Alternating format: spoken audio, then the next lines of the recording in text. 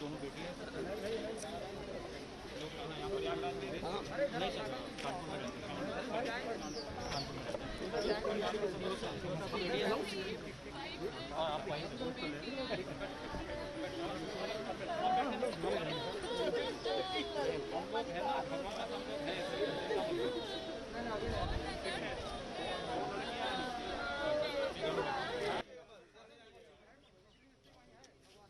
है ना, सब तो मिल जाएगा, भागो यहाँ। फायदा क्या होगा?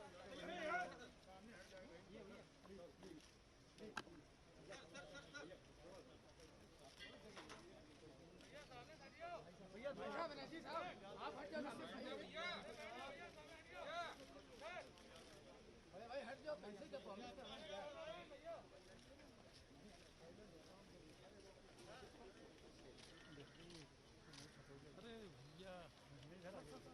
जी भाई आगे बढ़ो।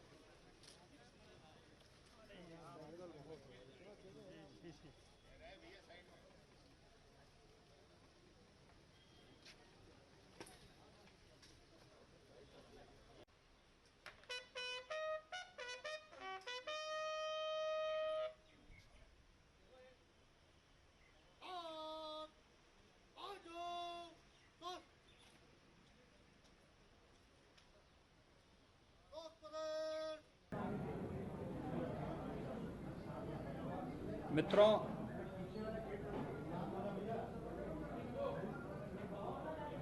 दो और 3 जुलाई की रात्रि में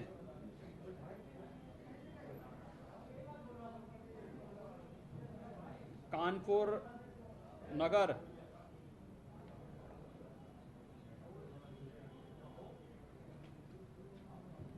के थाना चौबेपुर में क्षेत्राधिकारी श्री देवेंद्र मिश्र के नेतृत्व में पुलिस की टीम एक दबिश में गई थी।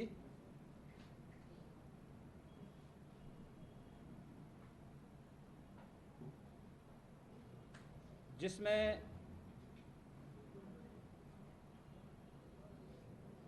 वादी राहुल तिवारी ने 307 में एक मुकदमा दर्ज कराया था।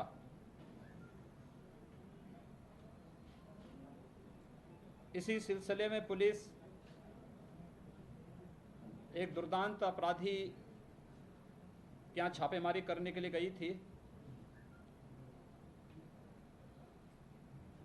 इस दौरान एक बहुत दुर्भाग्यपूर्ण घटना घटित होती है, जिसमें उत्तर प्रदेश पुलिस के एक क्षेत्राधिकारी श्री देवेंद्र मिश्र, 3 उप निरीक्षक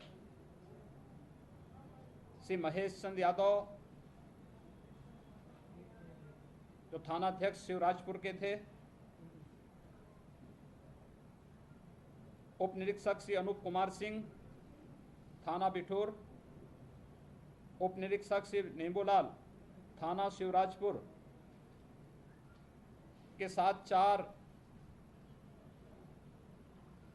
आरक्षी श्री जितेंद्र पाल, श्री सुल्तान सिंह, श्री बबलू कुमार, श्री राहुल कुमार, ये 8 हमारे उत्तर प्रदेश पुलिस के जवान, अधिकारी और कर्मी शहीद हुए हैं। साथ ही 7 जिसमें 6 पुलिसकर्मी हैं और 1 होमगार्ड का जवान है, ये घायल हुए हैं।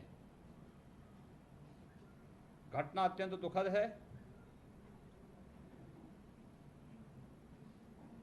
रात्रि में घटना घटित होने के तत्काल बाद से ही वरिष्ठ पुलिस और प्रशासनिक अधिकारी इस पूरी घटना को अंजाम देने वाले अपराधियों के खिलाफ कार्रवाई करने के लिए लगातार छापेमारी कर रही है। अनेक टीमें गठित की गई हैं।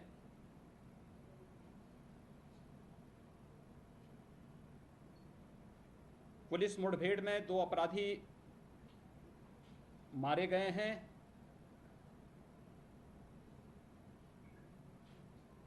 हमारे पुलिस जवानों से जो असले छीन करके वे भागे थे, उनमें से कुछ असले बरामद भी हुए हैं।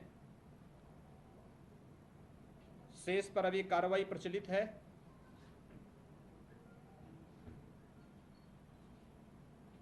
इस पूरी घटना के लिए जिम्मेदार किसी भी अपराधी को बख्शा नहीं जाएगा। पुलिस के अपने जवानों की शहादत और उनके बलिदान को व्यर्थ नहीं जाने दिया जाएगा।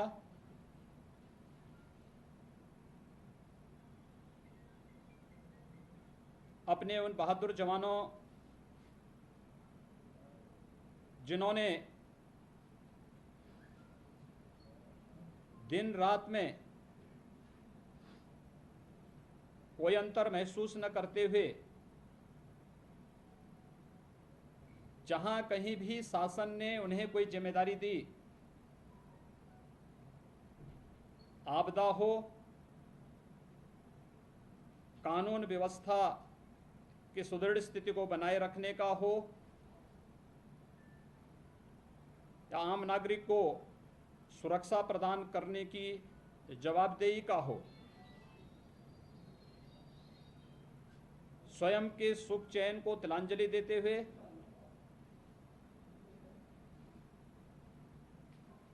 स्वयं की परवाह किए बगैर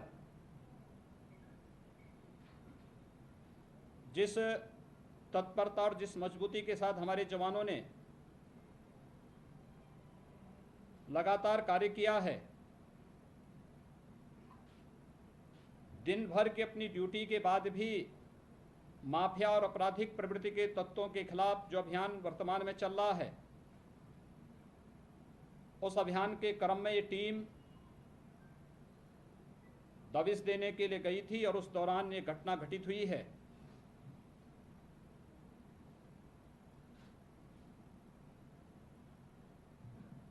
मैं अपने इन बहादुर जवानों को उत्तर प्रदेश की 24 करोड़ जनता के सुरक्षा के लिए अपने आप को बलिदान करने के लिए उनकी शहादत को कोटि कोटि नमन करता हूं। शोक संतप्त परिजनों के प्रति हमारी पूरी संवेदना है।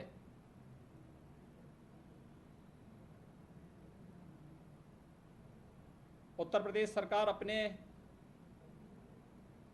हर नागरिक की सुरक्षा के साथ साथ हर शासकीय व्यवस्था के सुचारू संचालन के लिए उत्तरदायी हर कर्मी और उसके परिवार उनके सुख दुख में सदैव खड़ा होने के लिए पूरी प्रतिबद्ध है। जिन लोगों ने भी ये घटना अंजाम दी है, इस दुस्साहसिक घटना के लिए जिम्मेदार जो भी पाया जाएगा, कानूनन वह व्यक्ति इस घटना की सजा भी भुगतेगा।